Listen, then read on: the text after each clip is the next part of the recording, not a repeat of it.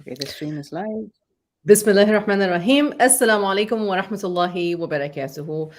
Today's Walaikum live is going to be in English. Jazakallah khair, Sister Fawzia. And the reason for this is because this is by one of my most favorite platforms. We have our CEO, Sister Fawzia, with us. Sister founder. Fawzia, You can say founder. You can say Alhamdulillah, founder. from Muslim Nation Builders. And before I bring her to introduce herself, I wanted to say something about why today's stream is important, why this is in English, why this is important, why do I want everybody to tune in to hear about this. So, Muslim Nation Builders basically is a system where Islamic knowledge and learning will be imparted to our children, as well as parent training will be given. Of course, I'm just giving you a headline. I'm not explaining the whole entire thing.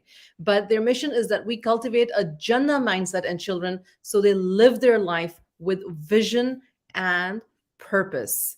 They help build character, establish tawheed, inspiring a Jannah vision, discovering strengths.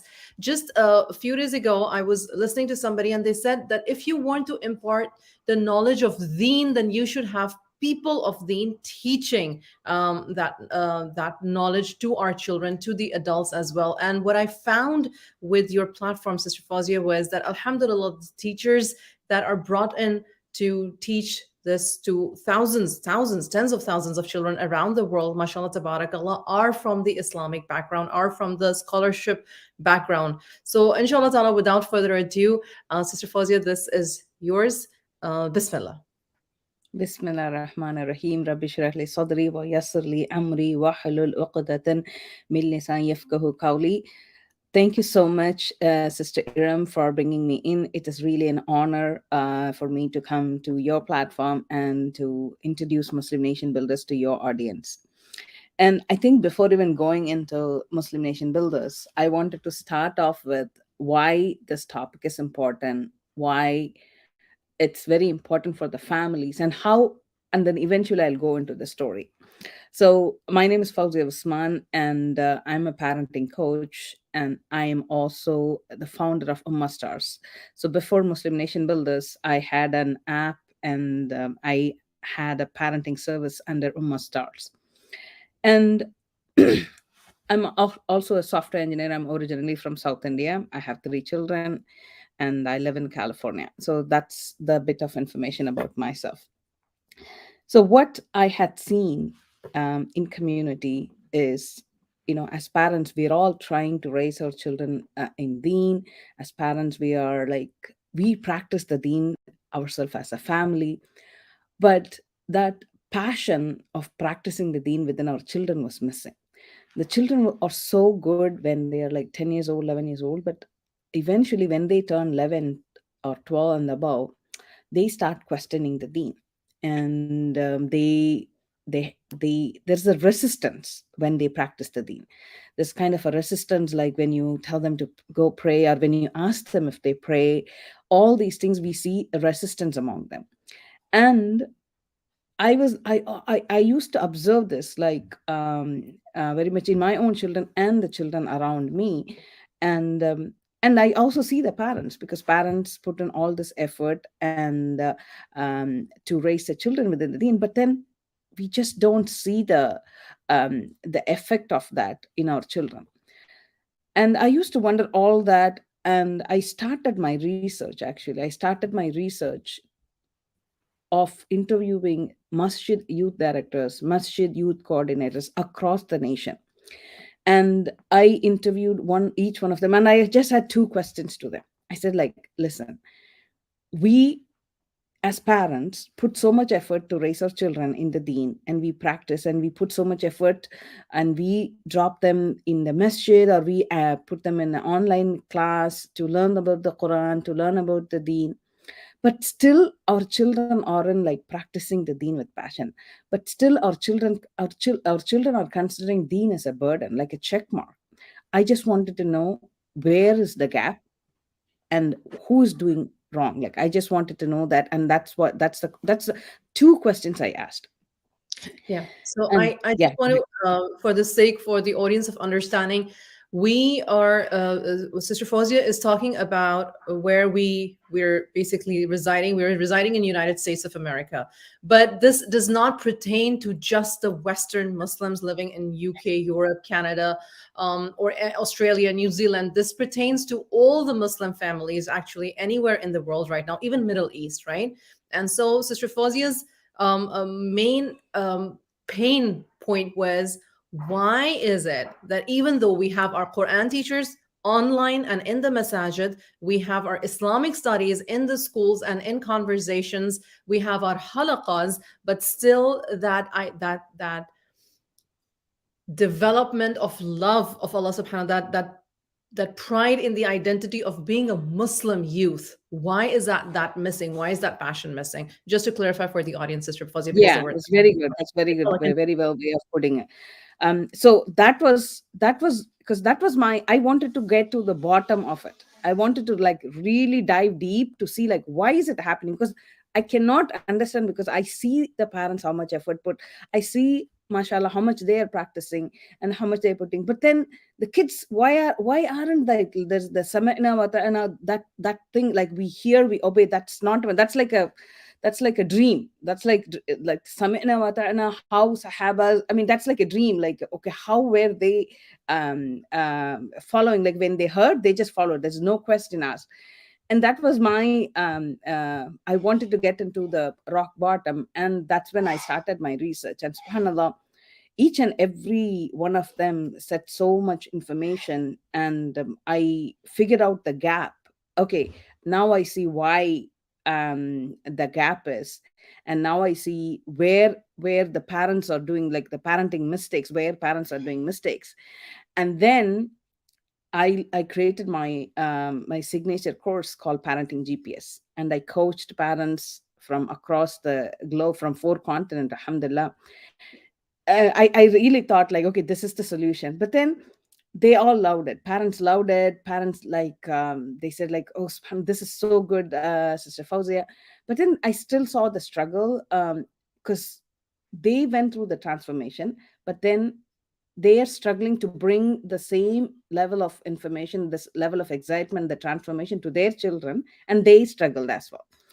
So that's when I realized like, okay, it's not going to work just being parents on board. We have to have children on board, and just getting the children on board is not going to work too, because the information what these youth directors and everybody said, like, listen sister, you are as a parent, we are as a youth, as a teachers, we are teaching our children, we are teaching your children maybe a few hours a week, or a week.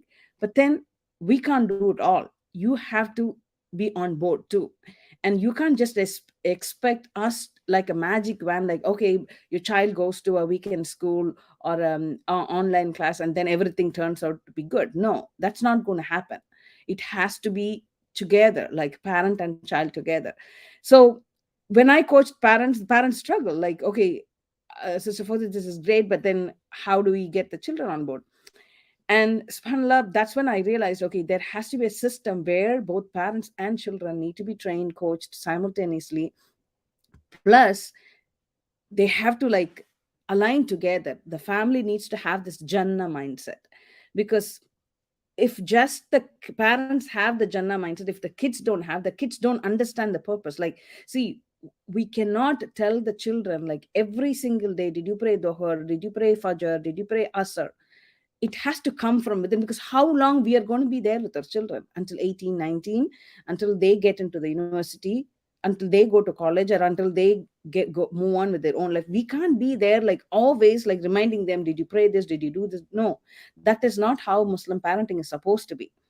and And definitely and right, I understand that, because as a parent coach, as a life coach, one of the most asked questions is, my child is a teen now, how do I make them pray without being on their case all the time because they've started hating us?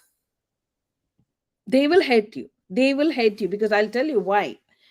Because they will, when you go, I'm what I'm narrating you is like a typical scenario in the families. Like, they will just literally say that, mom, like, I prayed, I pray, don't worry, like, they just don't even want to go further. Like, it's like a check mark. Yeah, yeah, it's done, it's done. Because they get annoyed. You know why they get annoyed? Because they don't have that strong foundation. They don't have that Jannah mindset is missing. And we did a webinar recently on just this, and I will share the link towards the end. Because if that Jannah mindset is missing, because kids all know that we are all Muslims and stuff like that, but then they haven't actually processed what it means to be a Muslim. Like, why are we here, what are we doing? They haven't processed that. Because if that foundation is lacking, no matter how many times you say, no matter what you say, it will bounce back. It will bounce back, and they will hesitate, they will like.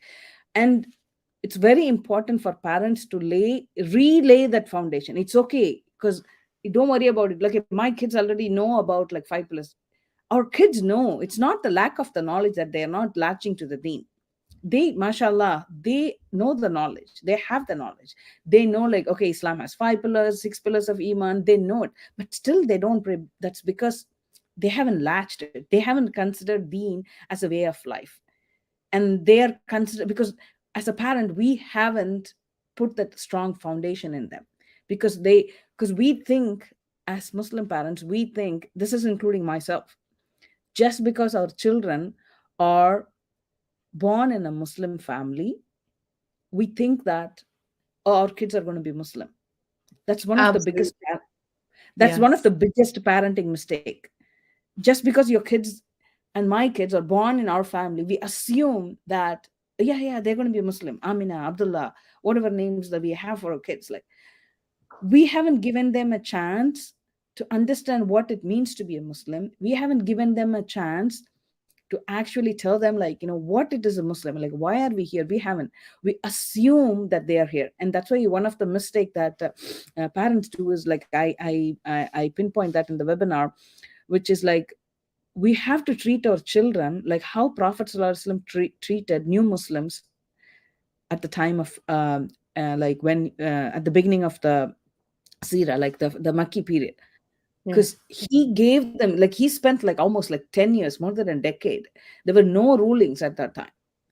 There were no, like, even Salah was not there. Like, 5 times Salah was not there, or like hijab was not there, or like drinking alcohol was not banned at that And, time. and There were, and I want to interject here. What you sure, just said is gold. You said treat your children like the first 10 years of Makki period is exactly aligned with tell them there is like raise them with kindness and softness for the first 7 to 10 years yeah, of their life, yeah, and after yeah, 10 then there's absolutely no reasoning that okay you can miss the law. No, by that yeah, time what you're saying is instill in them the love and the love of Allah and Prophet ﷺ and the deen by practicing it in front of them, by talking to them about it in stories, by treating them with kindness, like the Sirah teaches us, so that during those developmental years, and I talk about this so much, like the developmental years of cognitive ability, where because children are born with emotional ability and their emotional ability of understanding and realizing is higher, whereas their mm, complex thinking develops over time. So what you just mm, said is so good. First 10 years, treat your children like the Makki Muslims. yeah, Love, yeah, yeah, encouragement, not so much so as rules and punishment. yeah. None of that. Because, And that makes I so mean, much in the sense. webinar I talk in detail, but I'll give some example. I can't share the slides, because I have prepared a beautiful slide on that. Because today what we are doing is, like, we, like, before even the child turns 5 or 6 or 7, like, we tell, like, okay, this is halal, this is haram, this is that. Let's read the qaida, and we have like a big bismillah party. Oh, my child start learning Quran. See, all those are fine, but then we are missing something else. See, holding a bismillah party is fine. Like, okay, you're excited that your child is learning the Quran, but then, have your child understood what it means to be a Muslim? Have your child developed the love of Allah? Have your child understood, okay, why are we here? Like, what are we doing? What's our purpose? Do they have the Jannah mindset? Like, okay, we are here because we are here temporarily. Inshallah, we want to eventually go to Jannah. That's our home, and we all are working towards it. And we have to have that foundation. That is what the Bismillah party is, I would say. Not reading Alif Bata. The And Bismillah party is basic. Yeah, go yeah. ahead. No, I just wanted to say something. Once a mom came to me and she said, "My daughter, she's a very smart, intelligent child. Of course, all children are smart and intelligent. I want to just say that." And she said, "Listen, mom, you are an immigrant from whatever place, right? And you speak with my dad in that language. You did not teach us that language. We understand because you both talk and we grew up with that. What about Quran? Why Arabic? Why Arabic? Why do you make me sit and study Quran in Arabic? And why should And I you guys even don't talk Arabic. yeah, don't talk But Arabic. You don't understand Arabic. You're not from the Arab culture. You're not from the Arab world. Why Arabic? Okay, Quran is in the Arabic. Why is Quran in the Arabic? So that means, and so in my head, I'm thinking, Yani, we did not connect our children with the seerah. We did not connect our children with the history of Quran. We did not connect with our children why. And so for the longest time, it was Quran is the language of Jannah. It's not actually. That's that's also a false claim that Arabic is the. I'm sorry, Arabic is the language of Jannah. Also, no, it's just because the Quran came to the Prophet Sallallahu Alaihi Wasallam. He was an Arab. It was ordained there. But then if our community is of a non-Arab and we are Muslims who understand and love the Quran, then why don't we teach them in Arabic simultaneously with the understanding in the language that they can comprehend? Now this is work, right? This is work. Now you're teaching, mashallah, tabarakallah, that's what the maktab is about, and inshallah you'll be talking about it. But what you're right now saying for the understanding of our audience, this is what Sister Fawzia and her team is working upon, putting the dots together, missing points, highlighting them, training the parents, teaching them so that they're able to help the children connect with their identity as mu'minines, as Muslim, Muslims, yeah, with the Jannah yeah, mindset. yeah, yeah. And I think that child that you mentioned, mashallah, very valid questions and very intelligent child. And that is the scenario on almost all the families who are immigrated. Because I myself, me and my husband, we talk different language, but then the Quran is in a different language. And then the kid will ask, like, why read it? Because that is why it's very important. Like, it's very, see, it's not about like, okay, like exactly, okay, read Alif Bata, okay, my child is finished Juz Amma. And then it is not about that. They have to first know like who Allah is, why are we here, why we need to love Allah. And like we love Allah, I mean, we love our children so much, and the children need to understand, what, there's someone else loves more than me. Like, I know you can say how much I love you, but there's someone else, and that's Allah. Allah loves you more than I love you. And the children will think like, Mom, I thought you are the most lovely person in the world. I mean, you have so much love, you will do anything for me in the world. Yes, that's true, but then Allah loves you more than me, and Allah wants good for you. And we have to basically have that information passed on, stories, like stories, like children need to understand why we are here, what are we doing, what is our purpose. And once you have that information, and then you can start like, okay, this is what the Quran is, this is what the Sirah is, and then everything will connect, and they will know, oh, okay, we are supposed to pray. Yeah, we are supposed to pray. You don't have to, like, see, it is like, once you have this foundation, right, this Jannah mindset, once you have that, it is like setting your car in autopilot. Like, I mean, for those who don't know what autopilot is like, so when you drive car in highways, you can just set up the speed, because like, there's no traffic, there's only few lanes, and then you can just set up like, okay, 70 miles or 75 miles, and then you don't have to press your, like, you can just relax. But you still need to make sure you're on the road and stuff like that. But you you're still driver, you're still like watching the road and everything, but you don't have to like put so much effort. So when we put that effort, when we put that foundation, it is like setting a child in the autopilot mode.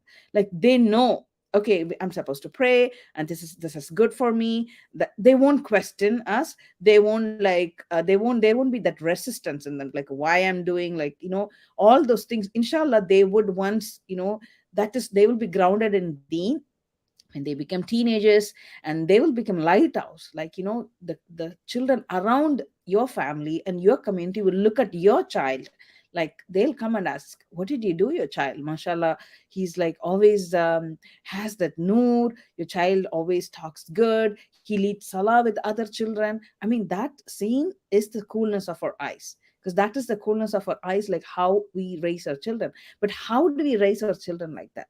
That is where Exactly. Muslim Nation, yeah, comes in. Yeah. So So I would Jannah like mind. you to tell Yeah, about how people can join Muslim Nation Builders. What does it do for parents, for families, for children and parents around the world? What is the vision? What is the goal? How to connect with you?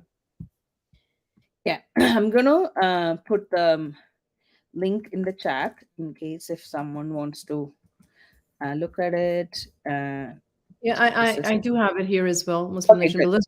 But yeah, Good. Yeah, yeah. So I think that is because once you have the Jannah mindset in children, when the children have the Jannah mindset, I think that is laying the strong foundation. And then, and don't worry about it, you can still always take a U-turn. It doesn't matter even if your kid is like 5 years old, 10 years old, 7 years old, 13 years old, you can always take a U-turn. You can like bring them back. And that's what we do in Muslim Nation Builders. um, Once the children have that Jannah mindset, everything becomes easier further, because now, see what is happening, the parents parents will have that vision, and the parents will convey that vision to the children. The teachers will be teaching that vision in Muslim Nation Builders. So everything is aligned.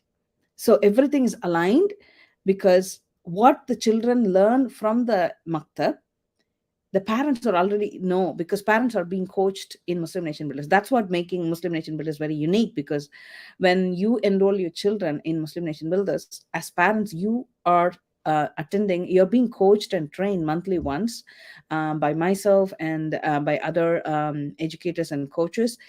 And so you know what you need to do to establish that foundation, and your children are already exposed, and children are already trained, and then there will be it will all be aligned. Because right now what's happening, the parents, they don't attend the online class, or they go to the school, weekend Islamic school or anything. As parents, we drop them, and then when it is time, we pick the children back, and we have no idea as parents what the children learned. And and we just carry on with our life, like, we pick them, and then, we take them, give them food, and drop them here, drop them to school, and the next week comes, we drop them, and then again we pick them, and then that's how life goes on.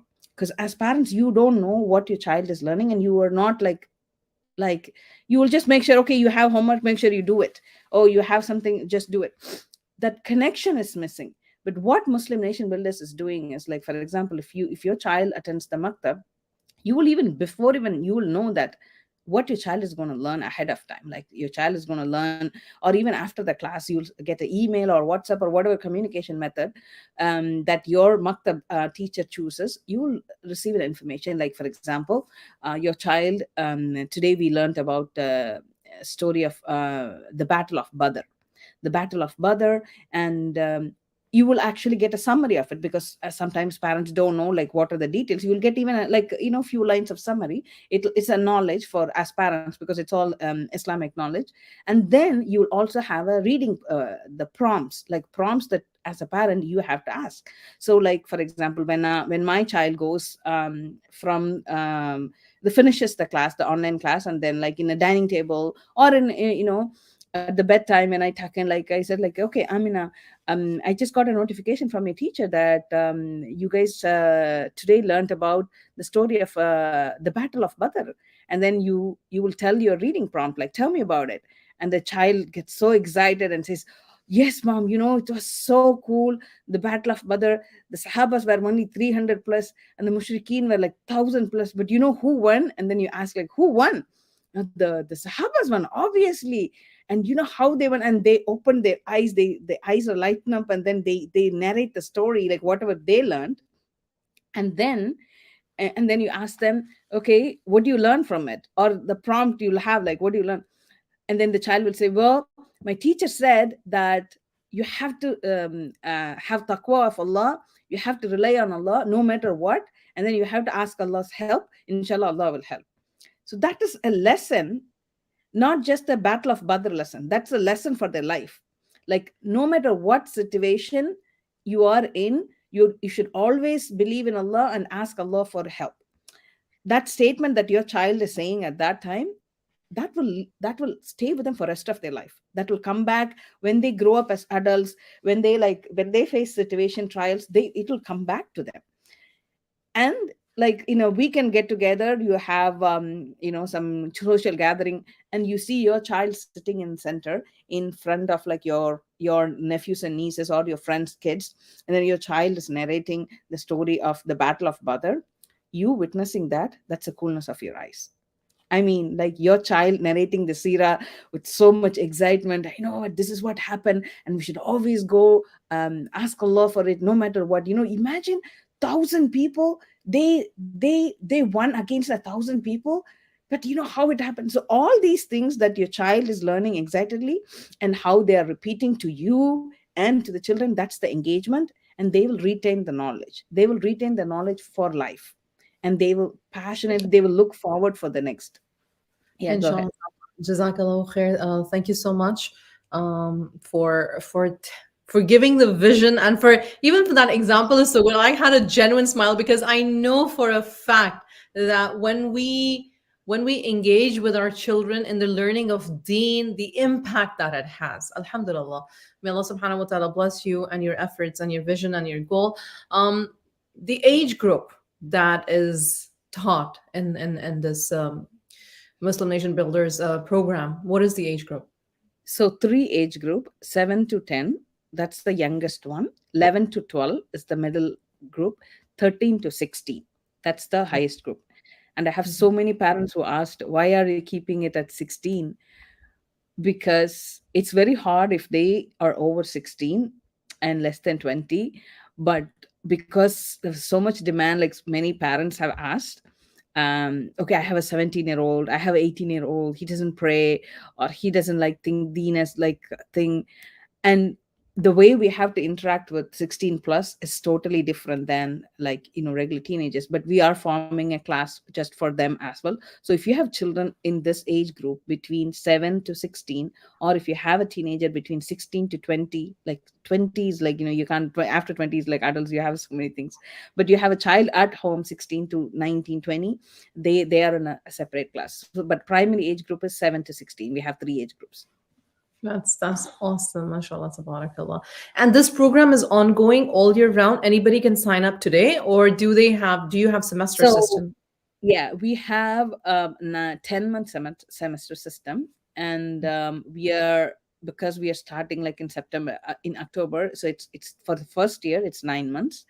It's starting October 7th is the first maktab class for the children, and Mm-hmm. September 30th, next Saturday, is the parents coaching. Inshallah. We wanted the class to go together, so they join at this point, and then eventually they go. But we might, if there are many as parents who are interested to join later at that point, we might have a wait list to see if we can start another cohort. But for now, we are starting, inshallah, this next month. Inshallah ta'ala. So September 30th is for the first parents coaching, and October 7th is the first Maktab class for the children. of children. I also wanted to ask, because you have children all around the world, it's online, right? Yes, it's online. So the timings, if you could. So what we have decided is, we have picked a timing in a way that it's convenient for primarily North America and Europe, because that's where majority of the audience are there. But if there are parents, like, let's say, UAE or India, Pakistan, if there are many parents at that in that area, If they come in, then we will have to create a maktab for their time zone. So India, Yes. Pakistan, Australia, and UAE, they will be like a separate time zone. But again, you In- have to register first. So only then we can gauge like, okay, how many parents are from this zone and that zone, and create a maktab for them, inshallah. Inshallah, inshallah ta'ala. So this one is the one that's starting on October 7th with the parents coaching on September 30th. The time zones are for North America, which is Canada, North America. Of course, I think Europe can adjust in that time also. I'm Yeah. probably sure. And Yeah. and I also understand that this is for the children who go to public school, private school, homeschool, whatever. Yes. So probably you've Yes. given the timings that are later in the day. Yeah. Okay. Saturday. It's going to be Saturday. No, it's going to be That's Saturday. That's fantastic. A Yeah, it's weekend. only on the So Saturday or not on the weekdays. Not on the yeah. weekdays. So it's only Saturday. But we do have one on-site maktab that's in Fresno. We are starting at the same dates in Fresno, California. But the rest of it is like all around the world.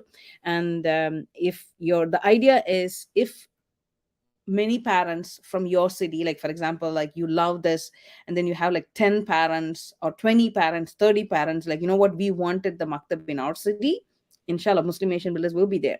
Because if you have like 20, 30, because that's the idea, it's very flexible. Like if you have like big group, inshallah we will create, like, if 30 parents from the same city, I mean, it's we can create it on site, but for now we are doing it online. And parents can come, like if there are many parents from the other areas, then we will create a separate maktab that the timing will work for them. But you all need to understand something. Out of all the education that our children are getting, they are getting like regular school education, they're getting like tennis practice or soccer practice or swim practice, like, mashallah, they're all good for our children. They need to be well rounded. But this one, having this Jannah mindset, it comes on the top even than their regular education. A parent cannot say like, oh, my son's our daughter is studying so hard, I don't know if they can handle this. No, this has to be the first one. This has to be the first one, because this is what will actually generate hasana for you, and this is what that will make them a practicing Muslim, a proud Muslim for their identity. Inshallah ta'ala, jazakallahu khair. You can see muslimnationbuilders.com. Please visit it and find out what suits you best. Inshallah ta'ala, highly recommended. Mashallah. Jazakallah khair, Sister Fawzia, for your time today. It's really, really early there in California. Thank you so much for Alhamdulillah, this it's a time. blessed morning. It's a blessed morning to start with, and I'm very passionate about this, to talk about it. So inshallah, alhamdulillah, it's all good. Inshallah ta'ala. Jazakallah khair. Everybody, Muslim Nation Builders, check it out. Check out the website. Check out the Maktab program. See if you can bring this khair into your homes. I highly recommend it. Inshallah ta'ala. May Allah subhanahu wa ta'ala bless our families, our children. May Allah subhanahu wa ta'ala instill in our hearts the Jannah mindset and help us strive the best we can to our abilities to meet each other in Jannatul Firdaus, to please Allah subhanahu wa ta'ala. Ameen sum ameen. Take care, everybody. Assalamu alaikum wa rahmatullahi wa barakatuh. Wa alaikum salam wa rahmatullahi.